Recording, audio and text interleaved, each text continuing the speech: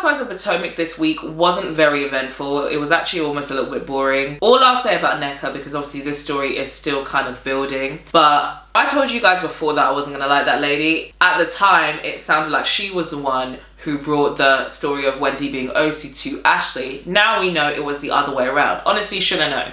Messy ass Ashley Darby. Of course, she has some involvement in this, as always. So yeah, it turns out she actually didn't ask her about the article. Ashley asked her and brought it to Nneka. All Nneka did was give her a description and an explanation, and she didn't even say anything about Wendy specifically. She said, I don't know who she is, but that's what that means. So that was all Ashley. But I knew that it also didn't change anything in regards to my opinion of how we were going to take her, because we know that later on she's going to sit with Robin and kiki about the fact that Wendy's mum bangs Judge voodoo. And I just feel like, as a Nigerian woman, that is so distasteful. It's so nasty. Like, it just makes me so uncomfortable in my spirit. Her being a Nigerian woman, also even like Wendy, even if they don't necessarily get along, if their personalities don't align, I feel like there should be some solidarity there, some kind of sisterhood.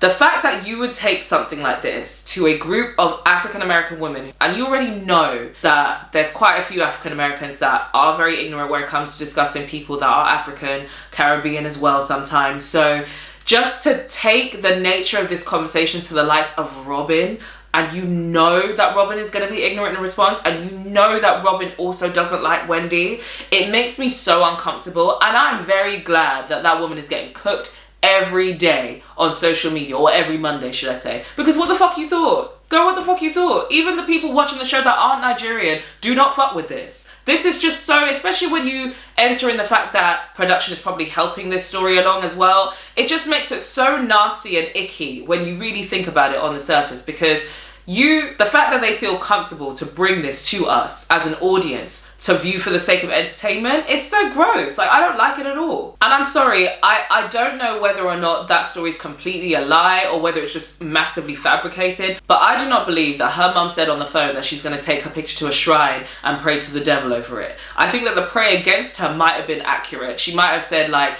you know, you don't want me to like do the reverse in my prayers when I'm taking my people to Jesus. You don't want me to pray for terrible things to happen to you. That might be the case, because I know that some people do that, and I always feel like that is so wayward, because that is not how you're supposed to pray. God will not answer those prayers, okay? So anybody doing that, don't do that because that's not how you're supposed to pray. But that's not far-fetched for me to believe that she might have said that, but that is not voodoo. That is not the same. Like, I don't know what she told her, but I don't believe the shrine part of the story. But I'll be interested to see what Wendy says next week when it is brought up, because I just feel like Judge is one of those things that people who are really about it, like most things where it comes to, you know, regular violence on people, most of the time people are just gonna do it. I don't think they're gonna sit here and have a little conversation with you to pre-warn you about it. If they're really on that shit, they're just gonna do it. So I just feel like this is cap, but cool. We'll see what happens next week. And for Robin's pathetic self to sit there grinning teeth at the glee of the fact that this is happening to Wendy, when if we now bring up one, you'll cry about how your joy is stolen, but one is not the thief, looking like a fool. Cool. Okay, Robin, fine. I don't even really want to waste my breath too much on Robin because she's such a lost cause and she just irritates the hell out of me, but I see you though, bitch. The irony of Wendy calling Mia slow, and then her deciding to exacerbate that and somehow correlate it with the fact that her son has a learning disability, or is it a speech impediment, one of the two, and say that she is so highly offended at Wendy saying that because of her son's condition.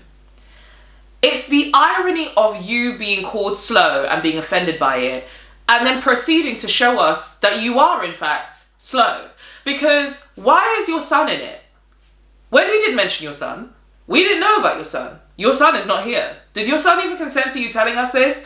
What are you talking about, Mia? What does this have to do with Wendy calling you slow? Explain it to me. Make it make sense for me, Mia. Where's the correlation? When she said that, I was like, you're so stupid. You are so dumb. And that's why I wasn't mad at Wendy. Wendy was being hella condescending when she said, yeah, this level of conversation, I don't think people with the lower vibrations can really understand it.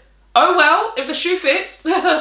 Like, was she wrong? You probably can't understand anything Wendy talks about on her show. So, bitch, please. Like, I just can't believe she really tried. Like, the reach is like, I know her neck hurt from that reach. Wow. For the life of me, I don't understand why Wendy doesn't understand that Ashley cannot be trusted. The way she brushed off the fact that she was the one that in fact took the article to Necker, I was like, Wendy, why don't we ask more questions? She completely took this messy shit to you and acted like Necker was the one in the front of it. But she really wasn't. It was Ashley's self being messy. At that point, she did say, cool, I'll dispel whatever I think about Necker for the time being, because it turns out the story was different. Obviously, that's going to be picked up again next week. But I just don't understand why she didn't show any energy to Ashley. And it's actually a shame, because I really like Wendy. I truly do. But I feel like it's a real shame that as much as she is unafraid to go back and forth with these women when she needs to and defend herself, love that for her, she's dying for the approval of the light-skinned women. I don't think Giselle so much. I honestly feel like Giselle can be left in the dust as far as she's concerned. Same with Mia. But I do feel like where it comes to Ashley and even Robin, if I'm being real, I feel like if they were suddenly to decide that they want to fuck with her, she would be secretly delighted about it. And I just don't understand why she feels the need to work so hard for their approval.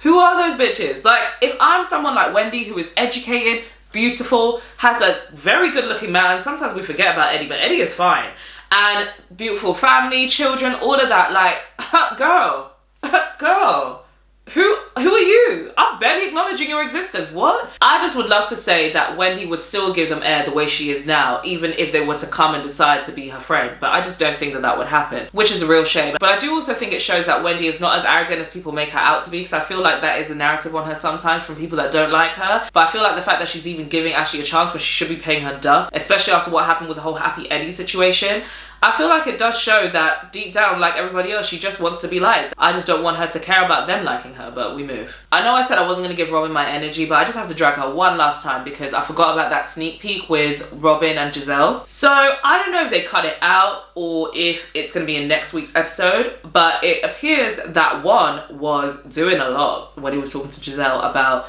her opinions on this whole nail salon laundromat situation. It sounded like Juan was speaking to Giselle in a way that he had no business speaking to any woman.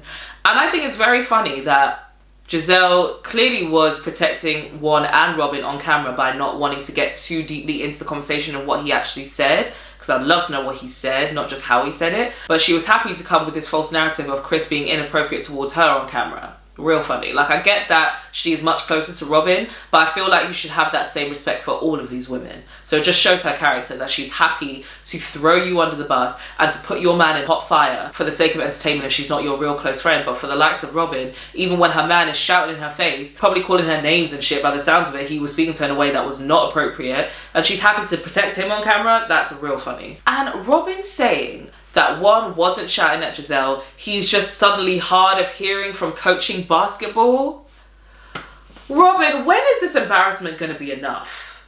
When are you going to get tired of looking foolish? Your lies don't make any sense. If you're going to come with lies, please let them make sense at the very least. Like, when are you going to get tired of this? All for your man who consistently makes you look dumb in public because he don't give a fuck about you. Like, love yourself more, Robin, please. I don't even like you, but I do want you to love yourself more. And Juan yelling at Giselle 4 or 5 times that he did not have sexual relations with that woman, yeah, speaks volumes, doesn't it? Because why are you so hot? Like, why are you shouting in my face 4 times that you didn't fuck that woman? It's giving you fuck that woman. But we knew that. And did Robin say, he said something like, I didn't stick my thing in her? All I'm saying is it sounds like that talking to Juan gave Giselle got hella aggressive. And I'm not gonna lie, if that was my friend personally, and you're gonna have your man's back in that situation, I'm gonna separate myself from you. It's all well and good when you allow that man to disrespect you. That's your marriage, that's your prerogative.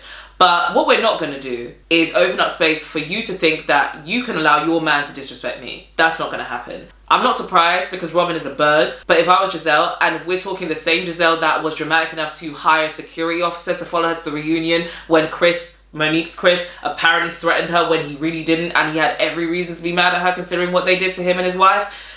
If we're talking that same Giselle, I'm going to need to see more energy from you, because how can a nigga shout in your face like that and you act like it's no big deal?